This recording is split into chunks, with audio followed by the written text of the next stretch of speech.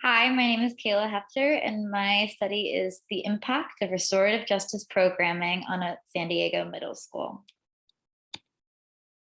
I chose restorative justice because it really does make a difference in a classroom setting. And I saw that in my student teaching site. My corresponding teacher utilized restorative justice in his discipline system and also utilized a lot of SEL programming. And I saw that restorative justice does really create empathy and mutual understanding in the classroom.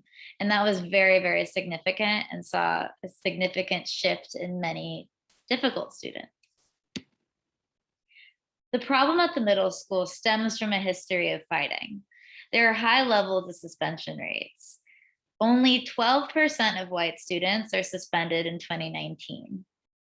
And 26% of suspensions were African American students in 2019. That was up 6% from 2018. And then 14% of suspensions were Latino students in 2018, then up 3% in 2019. School implemented restorative justice practices 7 years ago. So why is there still no change in minority suspension rates? That is what is driving my study, as well as reintegrative, that is a hard word, reintegrative shaming theory, as defined by Braithwaite. So Braithwaite talks about when he brings together important respected people and the offender, and they disprove the behavior.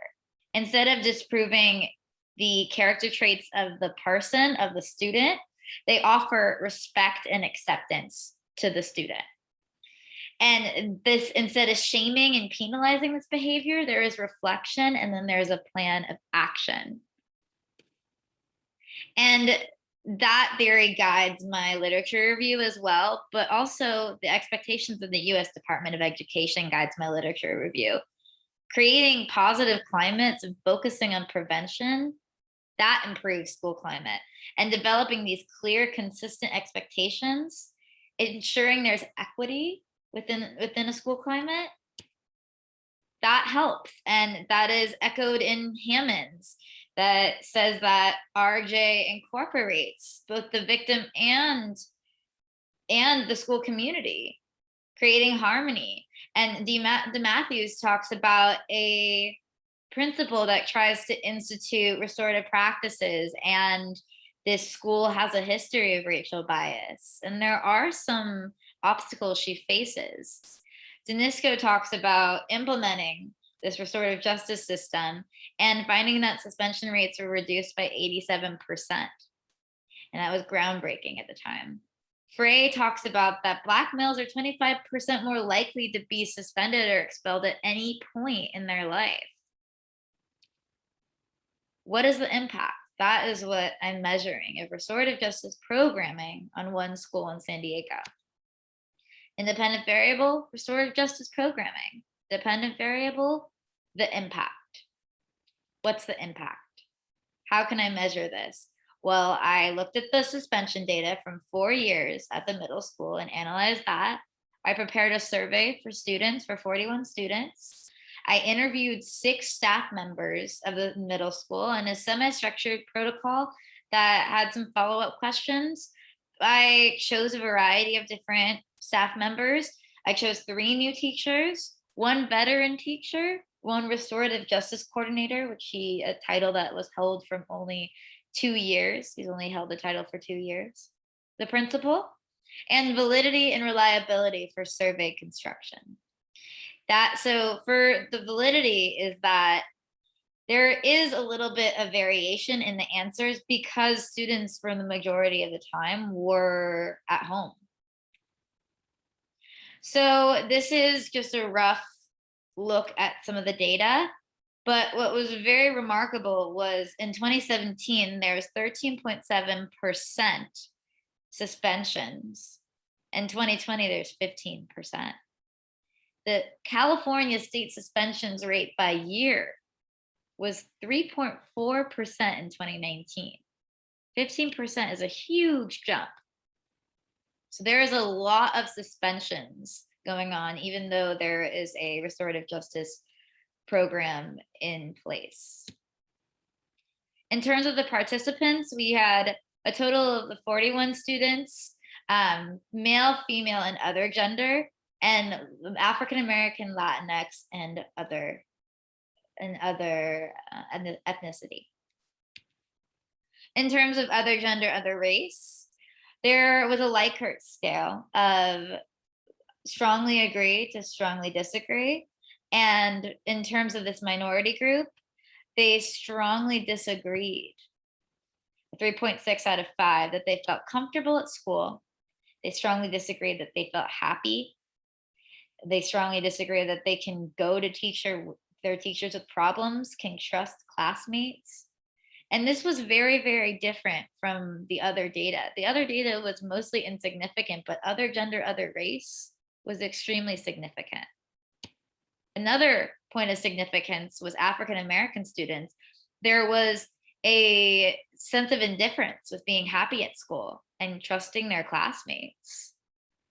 But they did feel comfortable. And they could go to their teacher with problems. Latinx were also insignificant, but positive. Comfortability, happiness. They can go to their teacher with problems. They can trust their classmates. But looking at the other data, there is some discourse here. So with female students, it was also the same thing. In the interview data, we found that there was inconsistent teacher buy-in for RJP, meaning 40% of teachers were found to not buy into restorative practices. And then inconsistent student discipline policies followed, as well as motivation to utilize RJP, inconsistent motivation, as well as inconsistent RJP training for teachers. And this is all culminated with the lack of administration expectation for school-wide implementation of RPJ, which is key for every staff member to really buy into this programming. So inconsistent PL training. Respondent 1 said that he had some training, but there was really uncertain meeting times, not a ton of guidance. Respondent 2, Respondent 4, and Respondent 5 were never officially trained. Now, Respondent number 2 says definitely not trained. In terms of lack of administration expectation, Respondent number 6, who the principal, says that she made it optional for people at first to go to these PDs, to go to the programming that was in place for restorative justice. And 50% of the staff took her up on the offer to attend that programming. And the other half said he didn't believe in it. They didn't believe in it. Respondent number 5 says that the programming itself was informal, a handbook that they were gifted.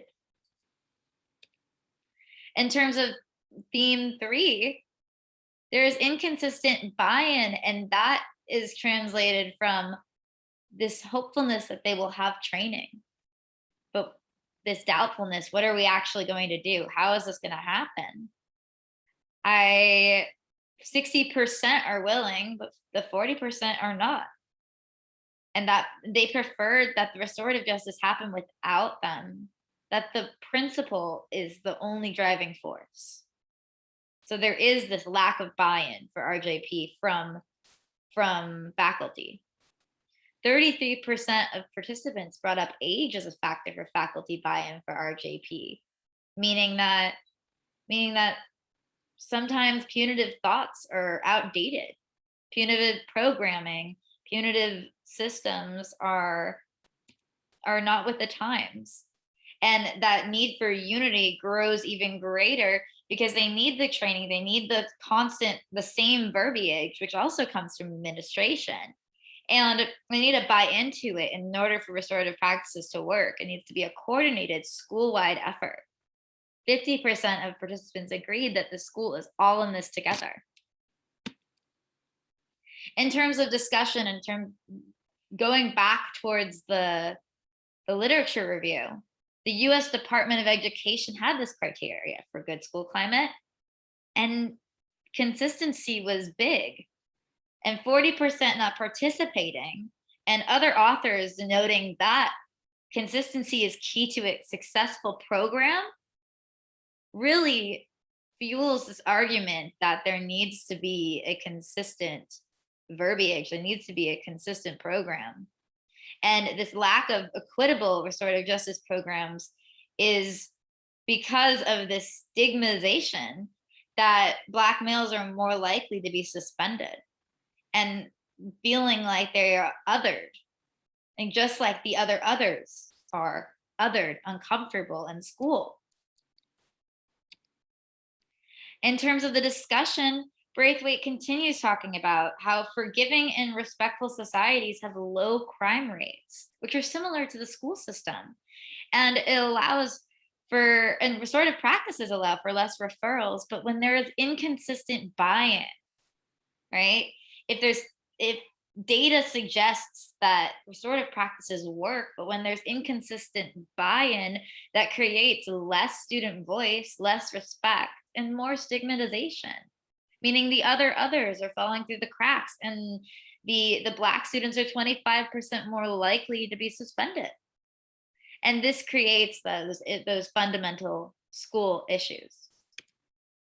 In conclusion, the purpose of the study was to really analyze the impact of the restorative justice system on a school in San Diego. And this impact is that when a restorative justice system is not consistent with consistent administration, training, follow through, it can cause a lack of clarity and discipline.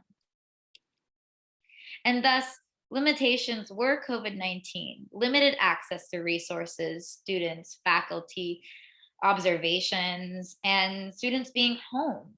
And that's why their results were probably homogeneous. They haven't been at school. They have safety at home and happiness at home for the most part.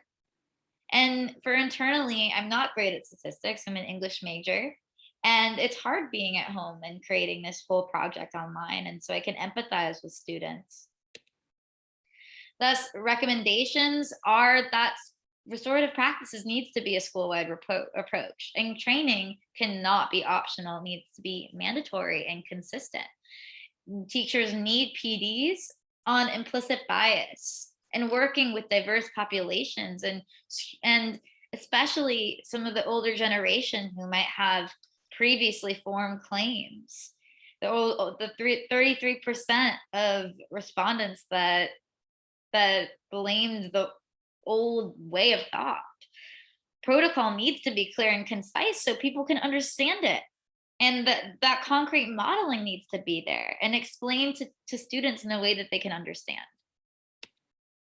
In terms of implications, there needs to be more research into the effects of restorative justice on equity for diverse populations.